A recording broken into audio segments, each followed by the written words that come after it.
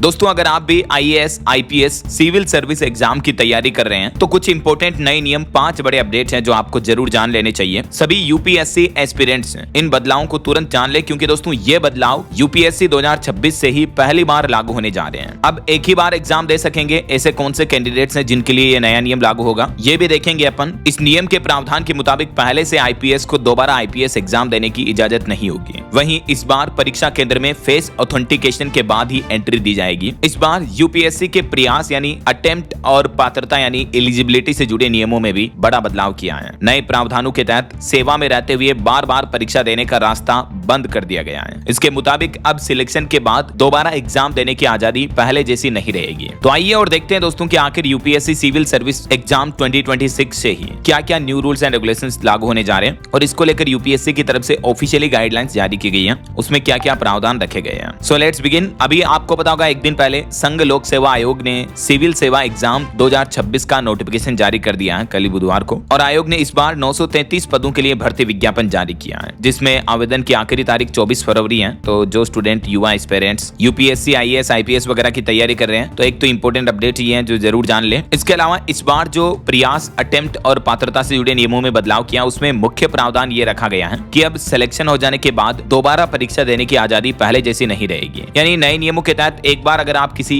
Civil सेवा में चले गए तो पद पर रहते हुए बार बार परीक्षा देने का रास्ता बंद कर दिया गया है। हालांकि IAS और IFS को लेकर पुराने नियम जस के तस रखे गए हैं। इसमें चयनित अफसर को एक बार अपनी परफॉर्मेंस बेहतर करने का मौका मिलेगा, यानी रैंक सुधार का मौका मिलेगा। जैसे मान लीजिए अगर किसी का 2026 में IPS में सिलेक्शन हुआ, ठीक है, तो वह 2027 में भी अपनी परफॉर्मेंस बेहतर करने की परीक्षा देने के लिए पात्र होगा। लेकिन उसके बाद अगर वह परीक्षा देना चाहता है तो फिर उसे सेवा से इस्तीफा देना होगा। उसे पहले अपनी IAS, IPS की जॉब छोड़नी होगी, तब जाकर वो वापस एग्जाम दे पाएगा। यानी सिंपल बात यह है कि जो लोग पहले से IPS बन चुके हैं उनको अब दोबारा IPS एग्जाम देने की इजाजत नहीं होगी। पहले से IPS में चयनित या नियुक्त उम्मीदवार CSE 2026 से ही दोबारा IPS नहीं पा सकेंगे। वहीं प्रीलिम्स के बाद लेकिन मेंस से पहले अगर IAS या IFS बनते हो आप तो फिर मेंस लिखने की अनुमति भी नहीं मिलेगी। तो ये जो बदलाव है दोस्तों UPSC 2026 में पहली बार देखने को मिलेंगे। वैसे इनकी ऑफिशियल डिटेल्स अगर आप देखना चाहते हो तो आपको UPSC के पोर्टल पर मिल जाएगी। बाकी कुछ डिटेल्स आप देख सकते हैं 3 पॉइंट्स में। सिविल सर्विस एग्जाम 2026 में अगर ग्रुप A या फिर IPS मिलती है तो फिर उम्मीदवार को सिर्फ एक बार यानी 2027 में फिर रैंक सुधारने का मौका मिलेगा, और ये मौका भी तभी मिलेगा जब उम्मीदवार को ट्रेनिंग ज्वाइन न करने की वन टाइम एग्जामिशन यानी एक बार की छूट मिले तो, ठीक है। दूसरा पॉइंट, छूट फाउंडेशन कोर्स तक सीमित होगी। यदि उम्मीदवार न ट्रेनिंग ज्वाइन करता है और न ही छूट लेता है तो CSE 2026 और CSE 2027 दोनों के आधार पर मिली सेवा अपने आप रद्द मानी जाएगी। और CSE 2026 से चयनित उम्मीदवार 2027 अगर देना चाहते हैं तो अनुमति लेना जरूरी होगा, या CSE 2028 या उसके बाद की परीक्षा देने के लिए तो इस्तीफा देना अनिवार्य कर दिया गया है। तो ये इंपोर्टेंट गाइडलाइंस हैं। वैसे ऑन एवरेज दोस्तों हमारे देश में हर साल 10 लाख से ज्यादा एस्पिरेंट्स जो है परीक्षा देते हैं। पिछले साल 2025 के डेटा भी आप देख सकते हैं स्क्रीन पर। और हाल ही में इस मुद्दे को लेकर भी लोकसभा में एक सवाल पूछा गया कि लद्दाख के उम्मीदवारों को लैंग्वेज पेपर में छूट क्यों दी गई। तो इस मसले को लेकर भी काफी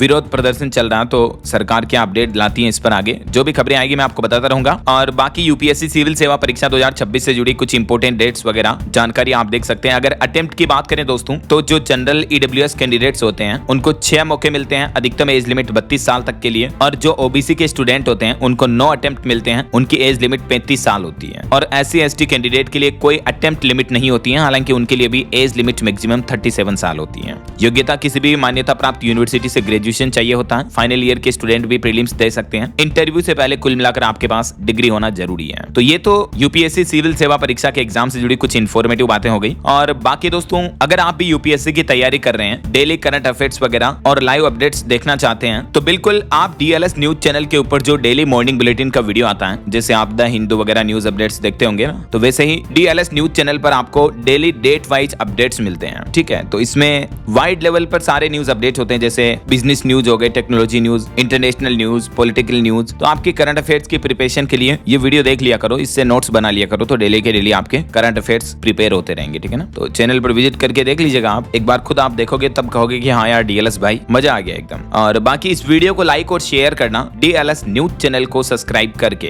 बेल आइकन जरूर दबा देना, रोजाना ऐसी इंफॉर्मेटिव जानकारियां, महत्वपूर्ण समाचार देखते रहने के लिए। ओके, ख्याल रखिएगा अपने आप का, अपने परिवार का। मिलेंगे अगले नेक्स्ट अपडेट में, तब तक के लिए जय हिंद, जय भारत, वंदे मातरम।